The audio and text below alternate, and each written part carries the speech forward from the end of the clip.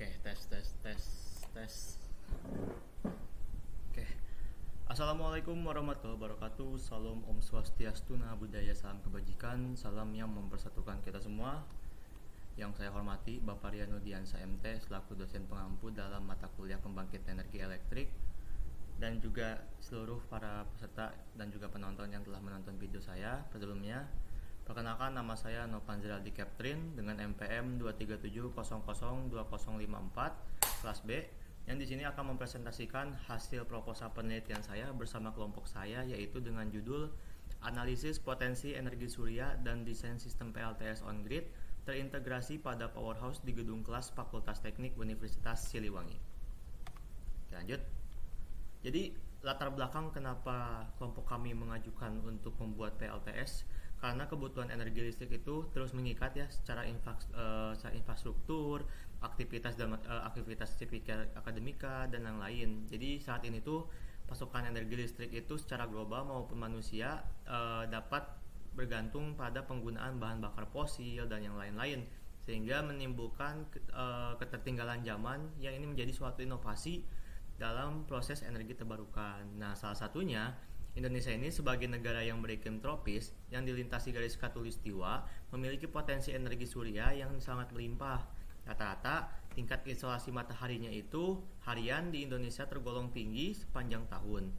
Jadilah ini salah satu strategi buat menjadikan lokasi yang ideal untuk membangkit tenaga listrik tenaga surya atau yang kita sebut PLTS, karena teknologi PLTS ini menjadi salah satu solusi paling rasional dan menjanjikan karena inovasinya itu semakin andal seperti itu.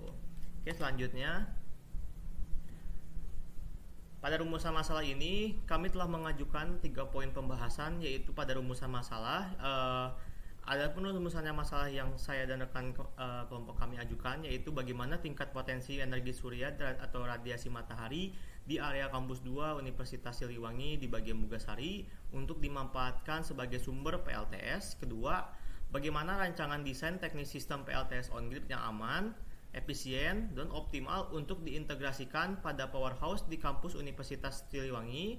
Ketiga, berapa estimasi produk energi listrik yang dibutuhkan dapat membangkitkan, dan juga rancangan sistem PLTS tersebut bagaimana kontribusinya dalam menyuplai beban listrik kampus. Lalu pada tujuan kelompok kami menganalisis potensi energi surya itu dapat menghitung dan juga menetapkan potensi radiasi energi surya harian maupun tahunan di area kampus 2 Universitas Siliwangi. Kedua, merancang sistem yang terintegrasi. Mungkin salah satunya itu membuat desain teknis sistem PLTS on grid, karena ini berkaitannya sama powerhouse. Jadi nanti kita melalui kolaborasinya itu melalui powerhouse yang telah disuplai oleh PLN. Terus yang terakhir, mengestimasi produk energi, memproyeksikan jumlah energi yang jelas dapat dibangkitkan oleh sistem PLTS yang dirancang, serta menganalisis persentase kontribusinya dan menekan penggunaan daya jaringan pada PLN. Oke. Kita mulai dulu pada konsep dasar fotovoltaik atau PV ya. Jadi definisi fotovoltaik ini merupakan teknologi yang mengubah energi dari cahaya matahari menjadi listrik secara langsung menggunakan fenomena fisika dan kimia. Biasanya tuh prosesnya tuh di mana sel surya, yang sel surya ini menyerap foton dari sinar matahari yang kemudian membebaskan elektron sehingga menghasilkan arus listrik DC searah. Nah, jadi dari matahari ini dia itu nanti akan masuk ke sini ke proton dan menghasilkan flow seperti itu. Lalu untuk material sel surya itu menggunakan material semikonduktor, yaitu silikon atau Si yang dirancang untuk menciptakan medan listrik internal. Lalu mungkin ada faktor eksternal penentu output, salah satunya pada iradiasi matahari, atau secara rumusnya itu bukan rumus, lebih kesatuannya itu W dibagi M per pangkat M kuadrat. Tingkat kecahayaan cahaya itu berbanding lurus dengan arus listrik yang dihasilkan. Dan suhu operasionalnya itu peningkatan suhu di atas standar 25 akan menyebabkan penurunan tegangan dan efisiensi panel. Nah, karena kita mengambil sistem PLTS on grid dibanding PLTS off grid, mungkin dari kelompok kami itu kenapa mengajukan on grid? Yang pertama, kita memiliki salah satu pendukung pada powerhouse, jadi kita bisa menyambungkan dari powerhouse tersebut. Karena kenapa kita mengambil tema lokasi penelitian ini tuh? Karena kita mengetahui bagaimana sistem kecahayaan di area Mugasari, yang dimana itu sistem lampu dan lampu terangnya itu kurang efektif gitu. di bagian area kampus 2. Lalu pada proses kelasnya ini kita mengajukan di gedung Fakultas Teknik di setiap kelasnya. Jadi nanti kita ada yang elektro, ada yang sipil, ada yang informatika, dan juga ada yang SI seperti itu. Dan itu hanya berlaku buat kelas. Kenapa saya tidak kelompok kami tidak mengambil yang gedung lab? Karena gedung lab itu kadang bisa dipakai, kadang tidak. Jadi tidak sinkron. Kecuali kalau misalnya pakai yang kelas, itu pasti konsisten, bakal penggunaan kelas saya itu bakal bertetap seperti itu. Makanya sistem PLTS on grid ini menjadi salah satu rekomendasi dari kelompok kami untuk diajukan ke kampus 2. Salah satunya pada output tentang penyuplaian daya di setiap gedung kelas di Fakultas Teknik. Jadi mungkin definisi sistemnya itu menyuplai pembangkit listrik yang terhubung langsung dengan jaringan utilitas PLN. Mungkin ini juga menjadi prinsip kerja menggunakan jaringan PLN sebagai baterai, cadangan, atau penyeimbang sehingga tidak memerlukan baterai fisik sebagai penyimpanan energi. Atau kita sebutnya kita lewat powerhouse sebagai distribution panel. Oke, pada mekanisme operasional, energi matahari ini dikonversi oleh inverter menjadi arus AC dan listrik disalurkan langsung ke beban gedung. Jika produksi berlebih, energi dikirimkan kembali ke jaringan PLN. Jadi mungkin secara gambaran, ketika kalian udah ada di solar panel di sini, dan nanti tuh dia masuk ke area matahari, dia akan menghasilkan arus DC. Makanya penting menggunakan inverter untuk mengubah aliran arus DC menjadi aliran arus AC. Karena arus AC itu kan gelombang sinusoida ya. Dibanding kalau searah, pasti kalau searah itu bakal tidak sesuai dengan penggunaan elektronik di kehidupan sehari-hari. Makanya sih itu. Nah, yang menjadi keunggulan utamanya itu salah satunya ekonomis, biaya instalasi lebih murah karena menghilangkan biaya pengandaian baterai, dan efisiensi sangat efektif untuk mengurangi tagihan listrik bulanan instansi, seperti itu. Oke, selanjutnya pada komponen utama sistem. Nah, di sini nih cara main si PLTS tuh. Jadi ada beberapa komponen-komponen yang kalian teman-teman bisa lihat ya. Di sini ada yang namanya solar, ada yang namanya DC, baterai, ada inverter, dan juga ada sistem proteksinya. Jadi mungkin modul pertamanya itu ada modul surya atau PV modul yang mengonversi energi foton dari matahari menjadi arus DC. Nah, dari sini nih energi suryanya. Nah, di sini ada yang nanti dia bakal mengambil ke inverternya. Jadi inverternya itu mereka ada di sini. Nah, sistemnya itu untuk mengubah arus DC ke AC dan menyinkronkan fase dengan keadaan jaringan di PLN atau kita sebutnya powerhouse. Nah, tentu dalam segi PLTS ini pasti yang dibutuhkannya proteksi, karena kalau tidak ada proteksi itu nanti akan ada arus berlebih yang tidak memotong aliran listrik yang berlebihnya gitu. Makanya ada pentingnya MCB, surge arrestor, dan juga earthing. Nah, selanjutnya pada powerhouse sebagai bentuk pusat distribusi, ini merupakan salah satu bentuk titik integrasi sistem yang terhubung dengan trafo utama untuk menyuplai ke energi besar ke ada satunya Fakultas Teknik dan Pertanian, dan juga gedung rektorat seperti itu. Ini merupakan komponen utama sistemnya ya teman-teman. Jadi nanti kalian tuh kalau bisa dilihat ini merupakan modul VV-nya. Dia nanti bakal mengikuti ke sini. Dia itu akan mengubah aliran DC menjadi ke aliran AC dan nanti akan menghasilkan lampu yang menyala. Nah, ini fungsinya juga buat sebagai inverter yang lain gitu pendukungnya. Bisa menjadi arrestornya, MCB-nya, dan lain-lain. Selanjutnya, kita mengambil lokasi penelitian. Ini yang menjadi topik menariknya, karena saat kita melaksanakan pembahasan dengan kelompok yang lain, kita dengan anggota yang lain itu kita berdiskusi bagaimana cara kita mengambil tempat penelitian. Oh, bagaimana kalau ke Lewi Kris, bagaimana ke kampus 1, bagaimana ke kampus 2, dan bagaimana ke yang lain. Dan hasil kelompok kami mengajukan di lokasi di kampus 2, Unsil Murigasari ya. Di Mugasari yang berkaitan langsung dengan secara nggak langsung Mugasari itu pasti rata-rata masih hutan-hutan tandus ya, yang belum ada bangunan banyak, karena itu bisa menjadi potensi untuk pengambilan matahari secara langsung. Makanya lokasi ini tuh dilaksanakan pada kampus 2. Mungkin karena kawasannya itu sangat geografis ya, secara geografis juga ini ada di ketinggian 370 meter dalam atas permukaan laut. Nah, itu juga memberikan kondisi lingkungan yang cukup mendukung untuk pemanfaatan energi surya. Nah, biasanya pada siang hari umumnya berada pada kisaran 29 hingga 30 derajat Celcius. Makanya di kampus 2 itu mungkin disebut padang masyar karena emang panas banget gitu. Karena kalau pas lagi musim kemarau itu pasti panasnya tidak kuat gitu. Nah, itu menjadi salah satu potensi juga dari kami. Nah, lokasi ini juga memiliki paparan sinar matahari ya yang sangat optimal karena minimnya hambatan fisik seperti bangunan tinggi. Bener ya kayak tadi disampaikan, karena kalau misalnya teman-teman lihat ini, ini gedung Fakultas Teknik atau dan juga gedung Fakultas dan juga gedung Rektorat, itu rata-rata semuanya tandus di sini. Ini jauh semua tidak ada lagi bangunan tinggi yang lain, ini hanya perumahan kecil, ini hanya perumahan kecil juga.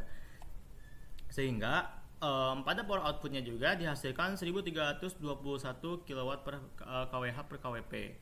Nah, di sini kalau misalnya teman-teman lihat, di sini ada secara ininya ya, secara potensi, titik potensi mataharinya. Walaupun ini menandakan ini bentuknya kuning, tidak, walaupun ini masih dibilang cukup normal dan tidak terlalu panas, tapi di sini menjadi titik optima juga ya, karena walaupun dia itu masih kuning, tapi dia bisa menghasilkan energi matahari yang cukup buat mengisi si supply dari PLTS tersebut. Nah, maka PLTS ini itu diperkirakan mampu menghasilkan energi listrik dalam tingkat yang signifikan, diperkuat dari hasil wawancara oleh pihak terkait. Salah satunya nanti kita akan membahas tentang hasil dengan wawancara dengan narasumber gitu. Karena ini menjadi lokasi penelitian kami yang sangat memungkinkan untuk bertujuan memberikan akses pendidikan yang layak dan juga mengarahkan ke area-area gedung di gedung-gedung fakultas teknik seperti itu. Dan salah satunya tadi kita hanya ingin menyuplai penyaluran dari lampu-lampu yang ada di area kampus di gedung tekniknya gitu, di bagian kelas ya teman-teman. Nah, pada metode penelitian ini kita mengambil pendekatan kombinasi ya, antara studi literatur dan observasi lapangan. Jadi pada antara studi literatur ini dibuatlah saya mereview dengan rekan-rekan saya itu mereview jurnal yang berkaitan langsung dengan PLTS, bagaimana tentang potensi penggunaan PLTS di lingkungan-lingkungan yang terkait. Dan saya juga mengambil beberapa sumber referensi, yaitu dari Sartika dan juga Ariwan.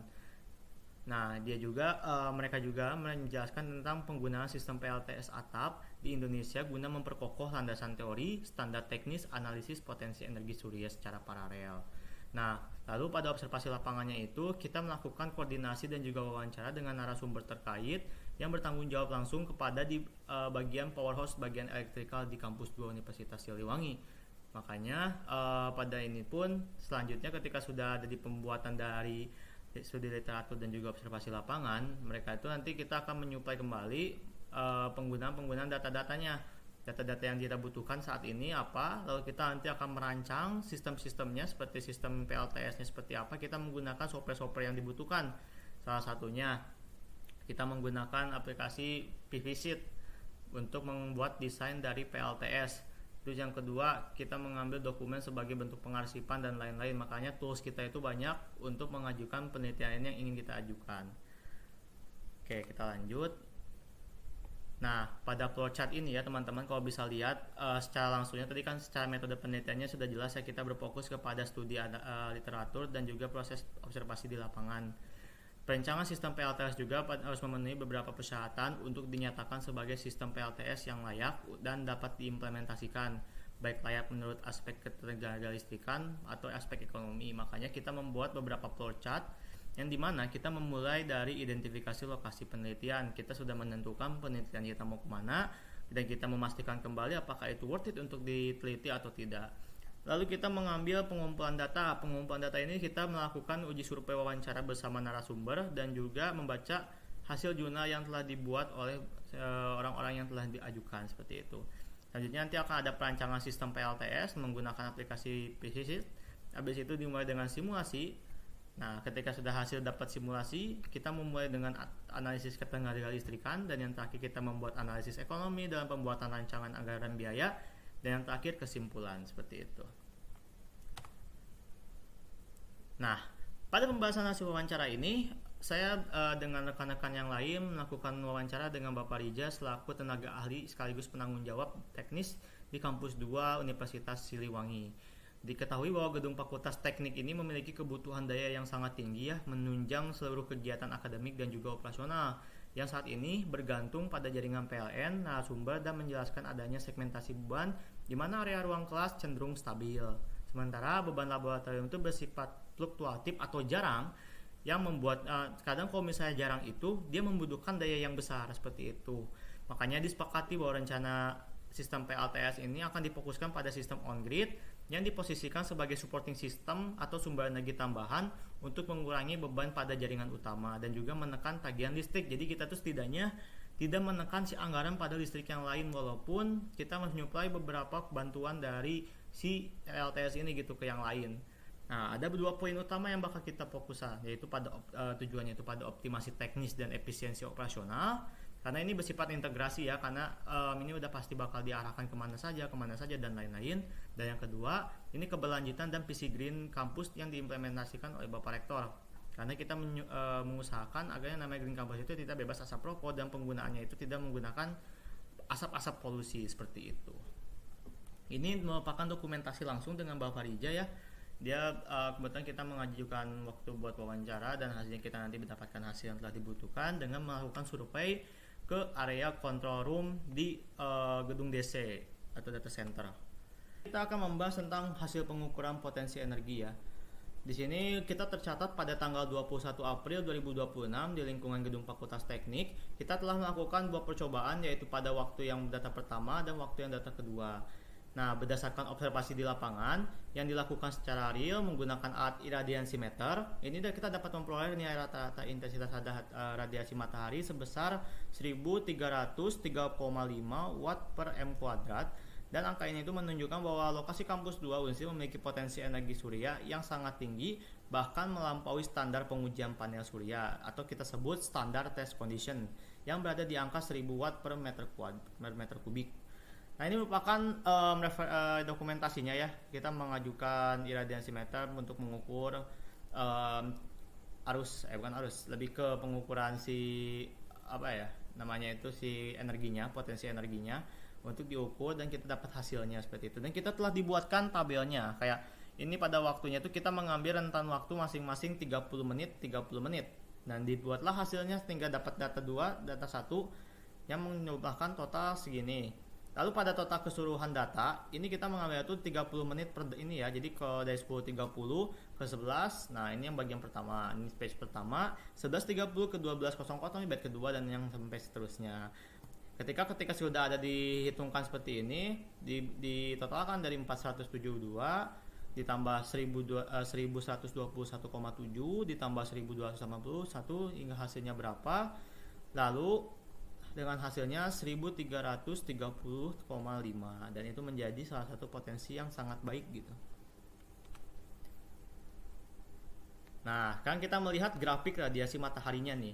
Kalau misalnya teman-teman sadar, dalam proses grafik radiasi matahari dimulai pada jam 10, ini mereka tuh titik puncaknya itu ada pada jam 1 dengan ketinggian di 1300-an lah. Ini berarti karena ini merupakan titik puncaknya ya, berarti dari jam 1 sampai jam 2 ini merupakan titik puncak, yang dimana titik puncaknya itu tuh yang tertinggi dari Unsil gitu. Ini mungkin baru karena mungkin terakhir itu dicek tuh pada tanggal 21 April, tapi kalau ini tuh kadang dalam data itu kan bisa variabel, itu tidak selamanya bakal menjadi konstan. Mungkin karena saat pengecekan kembali itu hasilnya tidak seperti ini.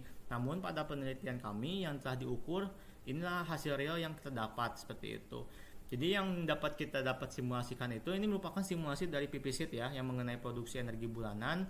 Kalau misalnya teman-teman terlihat ada korelasi yang kuat, itu biasanya ketersediaan mataharinya itu dengan energi listrik yang dihasilkan itu tuh dihasilkan oleh sistem PLTS, sehingga pada titik-titik ini tuh merupakan titik optimal. Merupakan titik puncak dari jam 3 sampai jam 4 ini merupakan titik puncak dari grafik radiasi matahari seperti itu. Kadang rata-ratanya itu mencapai di 1330,5 dan sedikit terdapat penurunan ya, karena ini dari jam 3 mereka turun lagi. Terus mulai dari jam 10 ini kalau siap turun nih, hampir naik bertahap. Mereka tuh udah mulai naiknya di area jam 11 sampai jam setengah 3 itu merupakan titik idealnya seperti itu. Nah, walaupun ini sistemnya on-grid, kami sangat andal karena mampu memberikan kontribusi energi yang stabil dengan total estimasi produk tahunan mencapai 227,39 mWh. Seperti itu. Oke, selanjutnya kita lanjut ke diagram. Oke, berarti kalau misalnya teman-teman lihat di sini ada yang namanya grafik loss diagram ya. Fungsinya itu jika cost omega sama dengan 1, maka daya yang terpasangnya 164,5 kW, dan jika cost omeganya 0,8 maka daya efektifnya itu 131, kW. Nah, bisa dilihat ya dari segi loss diagramnya itu, ini merupakan diagram panel MDP pada lantai 1 di DC, yang dimana ini tuh untuk mengarahkan distribusi ke area dari powerhouse ke setiap gedung-gedung yang ada di Fakultas Teknik. Nah, biasanya di MDP itu di sistem-sistemnya ini, nah ini itu iya kan dari SDP rata-rata yang dimana ini merupakan titik ininya tidak bisa. Oh, tidak bisa. rata-ratanya 105 Dokumentasi bersama di lapangan ya, observasi lapangan bersama Bapak Rija, yang dimana ini menjelaskan tentang subdistribution panel, MDP panel untuk mengalirkan distribusi ke setiap gedung yang ada di Fakultas Teknik, karena di gedung-gedung yang di area di gedung DC itu menyalurkan ke berbagai gedung, jadi itu tuh dipantau dari satu tempat yang mengalirkan kemana-mana gitu. Dan kebetulan ini kita kedapatan bagian yang diwawancara divideokan itu tuh merupakan area ke setiap gedung yang ada di Fakultas Teknik seperti itu. Nah, sekarang kita mulai ke perhitungan kebutuhan PLTS-nya. Karena untuk menghitung kebutuhan PLTS itu kita harus mengetahui tentang kapasitas PLTS, kebutuhan panel surya, dan potensi energinya. Nah, pada sistem PLTS adalah panel surya dan inverter, dan sebelum menentukan komponen yang digunakan, kapasitas PLTS harus dihitung terlebih dahulu. Radiasi mataharinya itu rata-rata adalah 4. Jadi kalau misalnya kita menghitung perhitungannya, kita bisa lihat dalam menghitung nilai puncaknya, energi per hari dibagi radiasi matahari rata-rata. Ini tuh belum dibagi dengan rugi daya 15-25%. Dan dihasilkan P peak yaitu 132.000 bagi 4 dibagi 8. Dan hasilnya 41,25 kilo KWP untuk satu gedung. Karena kebutuhannya 4 gedung, jadi dikali 4, jadi 41,25 dikali 4 sama dengan 165 KWP. Lalu pada kebutuhan panel surya untuk 165 KWP itu kapasitas PLTS yang dibutuhkan, dan 425 WP adalah spesifikasi PP monokristalin.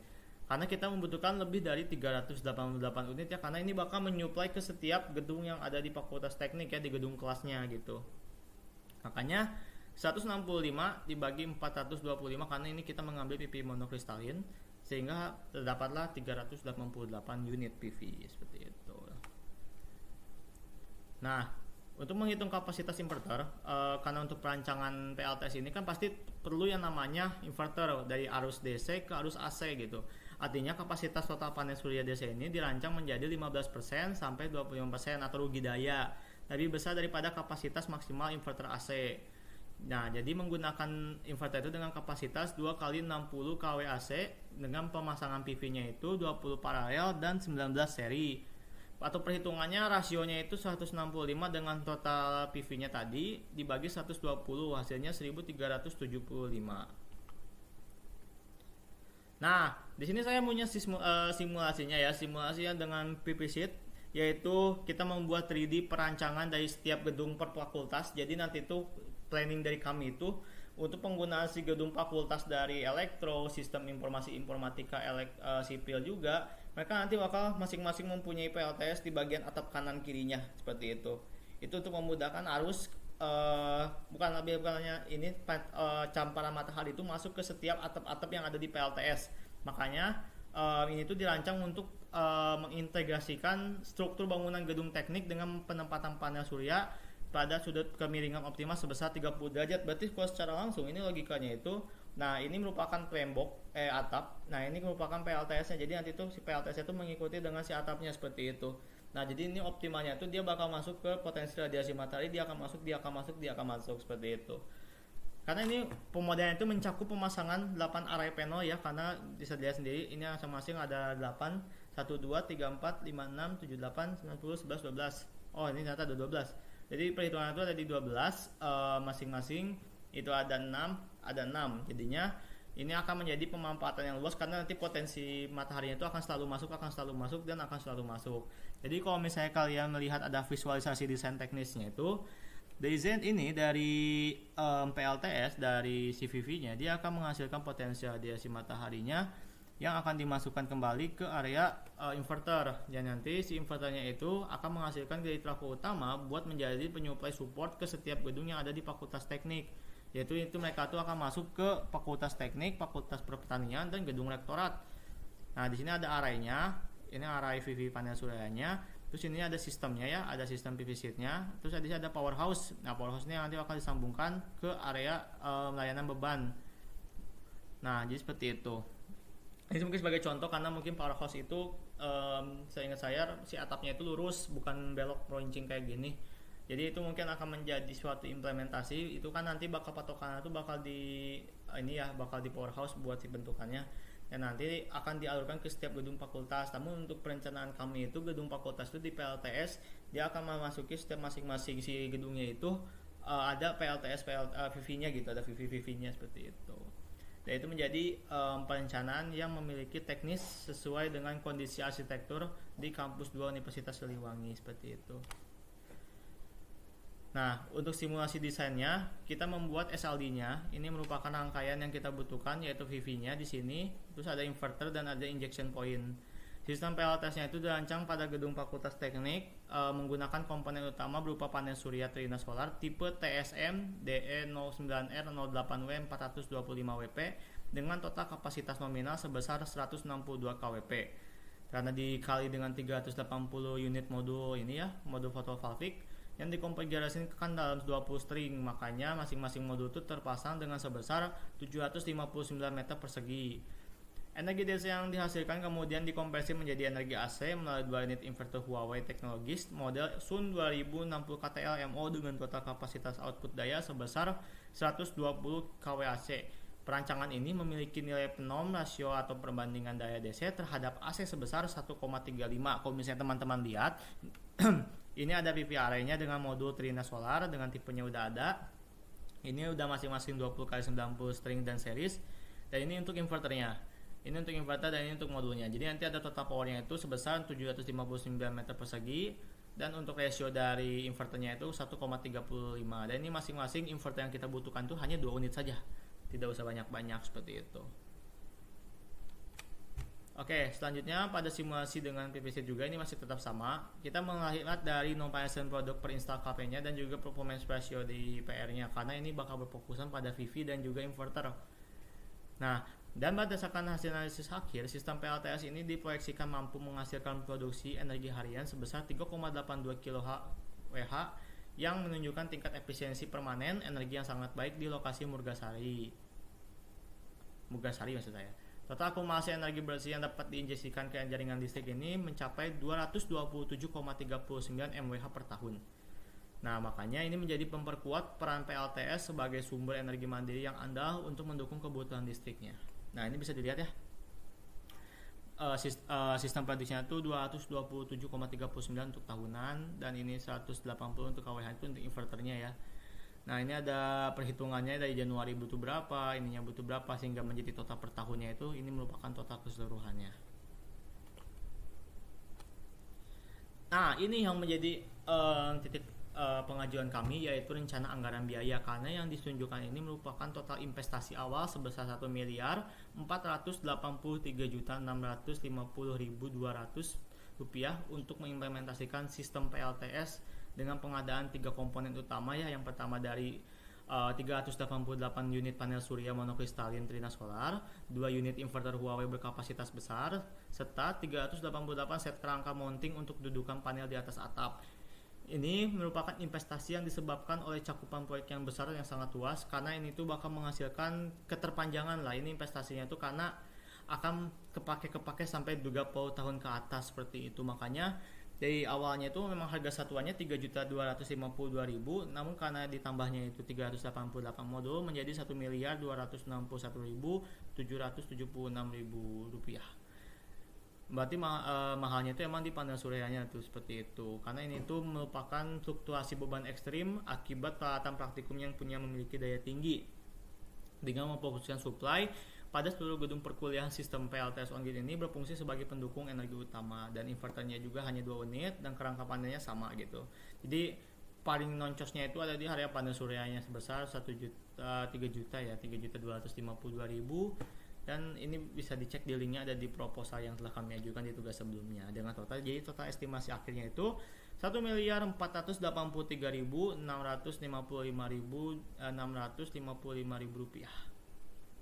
Ini menjadi puncak dan investasi awal kepada para investor yang ingin mengajukan dana ke kami gitu, yaitu dengan memberikan anggaran dan fasilitas kepada mahasiswa untuk melaksanakan PLTS untuk setiap gedung yang ada di Fakultas Teknik seperti itu.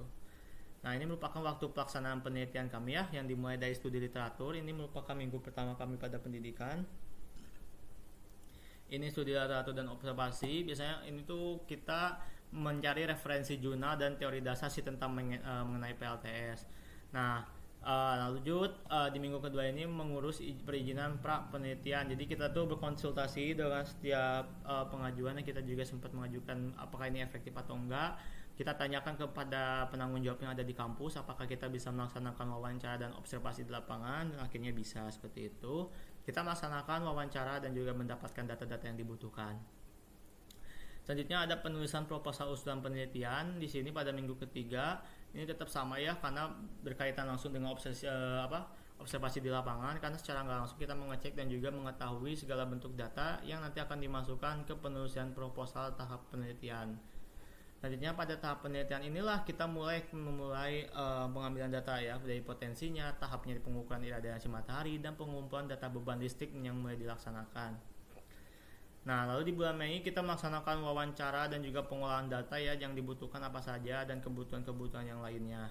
Dan yang terakhir sampai sekarang ini kita melakukan penyusunan laporan, dan alhamdulillah sudah tergarap sesuai dengan rangkaian ini kita telah terlaksana, yang dimana ini menjadi salah satu pengajuan yang memiliki peran penting dalam kesejahteraan di lingkungan kampus Fakultas Teknik Universitas Siliwangi.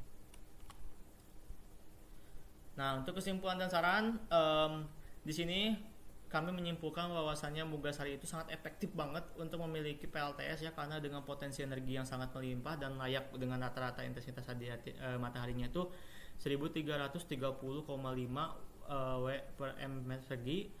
Untuk mengoptimalkan masing-masing tersebut, kita merancang PLTS-nya itu dengan berkapasitas 165 kWp dari 388 modul panel surya monokristalin dan 2 unit inverter 6 kWAC yang terintegrasi pada powerhouse gedung Fakultas Teknik Universitas Siliwangi. Nah, namun dari kesimpulan ini merupakan salah satu langkah yang strategis, karena walaupun harganya sangat fantastis, kalau misalnya ini tetap dilaksanakan, ini menjadi ketercapaian yang sangat bagus gitu, karena ini akan berkaitan dengan sistem pendidikan yang akan datang ke depannya.